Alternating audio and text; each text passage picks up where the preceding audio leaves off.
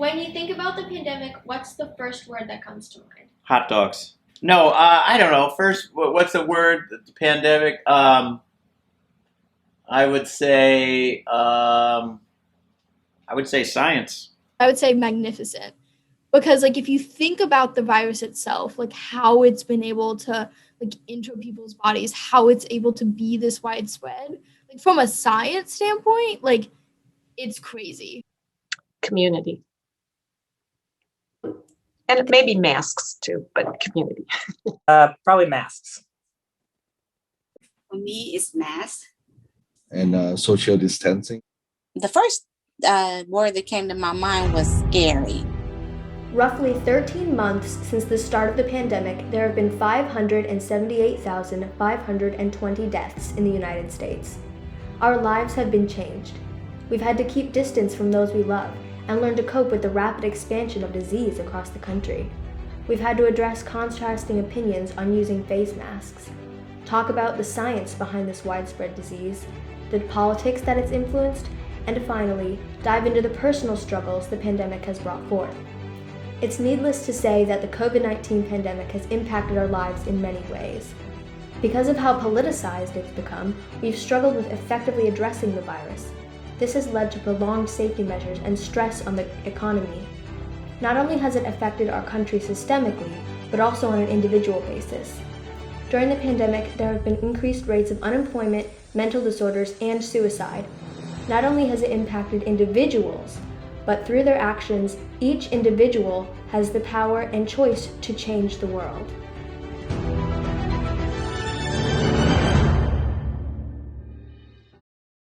Has mask wearing affected your life at all? My damn glasses keep fogging up.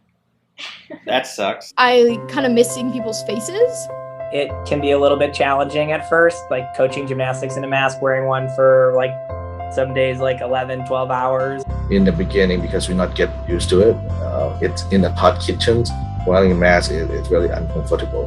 Where I even have bad dreams about like going somewhere and not having a mask on. Like it's like a recurring dream. I'm sure lots of people have it. Of course, I didn't want to wear the mask in the beginning. In the beginning, it broke. My face was all broken out, but I got used to it. Honestly, after a couple of weeks, it's kind of one of those things where I don't really notice it anymore. Well, it's kind of a habit now. I've definitely gotten used to the mask. Honestly, like I don't really notice it anymore. Like it's like second nature now. Like grab my mask on the way out the door. Wearing a mask saves lives. It reduces the incidence of flu, and you get thousands of people hospitalized from flu, and it's been virtually almost nothing. So people are healthier because of mask wearing, and it's not just for COVID. I don't think that there's any reason why there's really any issue with them. Right. And I guess the other thing that's been a surprise is how wearing a mask has become like a political statement. Like, this is their new hoax. The hoax is on them. Like, really? Like, isn't there a more efficient, less dangerous way to show your displeasure in the world other than possibly getting a nasty disease? So that's been super surprising.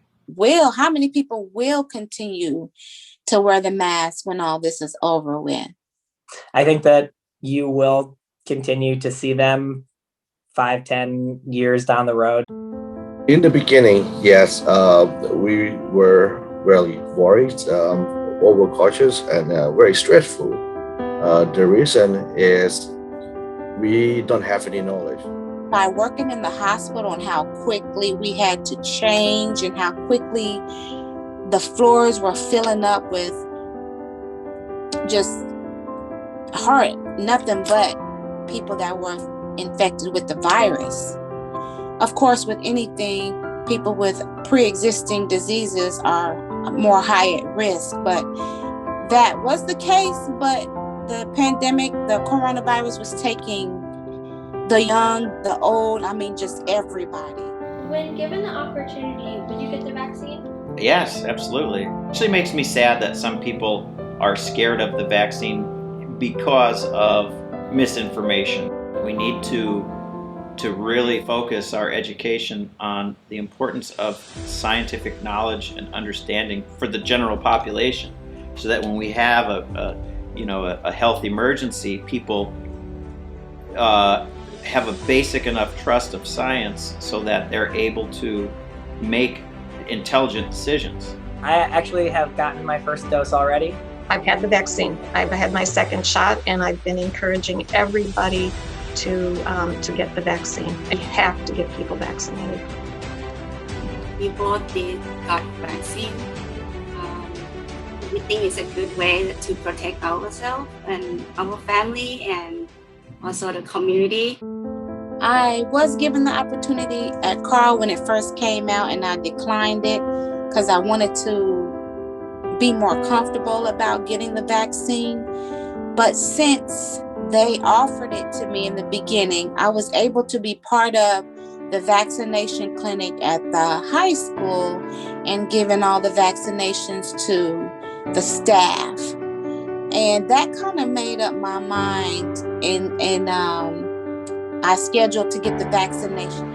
And it just kind of changed my mind because this is serious, and it's no different than getting any other vaccination. The only thing different is that, people were, they didn't spend a lot of time on making the vaccination like they have in the past with different vaccinations. So that's where I was a little concerned about that. But just having that experience with being involved in that vaccination clinic and how appreciative everyone was about getting the vaccination, that just kind of made up my mind how important it is to have it. On top of the scientific advancements that the pandemic has brought forth, it has impacted politics as well. With the turbulent political state of the nation influenced by a global pandemic, life for everyone was full of constant ups and downs, ranging from joy to disappointment. By far, what disappointed me the most was the terrible response from the White House. We wouldn't be in the situation that we're in today if we had a coordinated, caring, efficient response from our national leaders from the beginning. It's going to disappear. One day it's like a miracle, it will disappear. And we at the local level and even at the state level have had to compensate for that failure at the federal level. So that's been the greatest disappointment.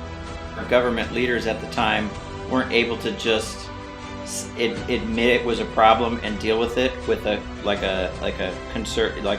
unified plan. It was very politicized. Trump just didn't want to admit the reality. We have it very much under control in this country. So that was really frustrating. We'd shut down and things would get better, and then we would open up prematurely and we'd be right back to where we were before. So it seemed like a lot of wasted energy.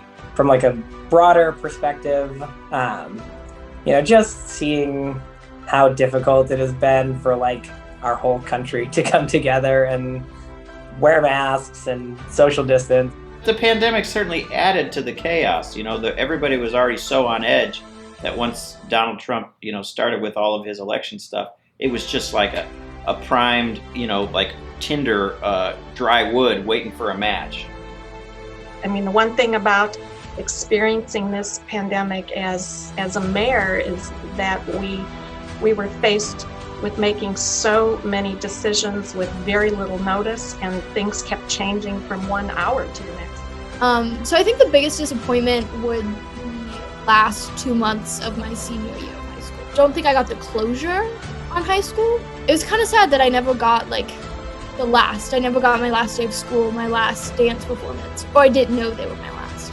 Yes, it sucks to not be able to see my friends, to not have that college experience. Yes, it all sucks, but I think keeping others safe is a very good motivation.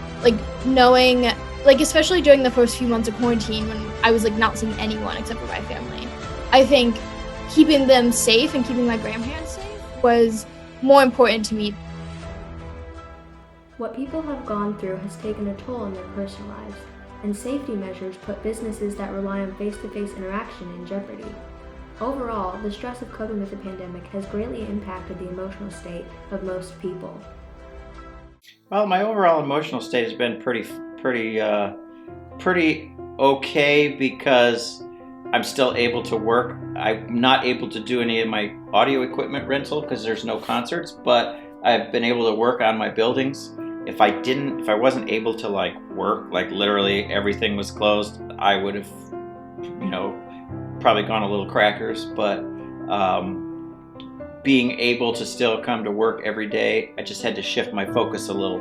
I hate working from home. Some things were challenges in this time, so we just had to kind of pivot and look at different things. And I feel like I've learned a lot during this, which is awesome. And I think any opportunity you have to like learn and grow in business or in life is really important. I'm fortunate in that our business is fairly healthy still, and we've been able to, get by during this whole pandemic. But there are other businesses that, were not as fortunate in the second round of shutdown. At first I was like very upset, very like, oh my gosh, what is happening?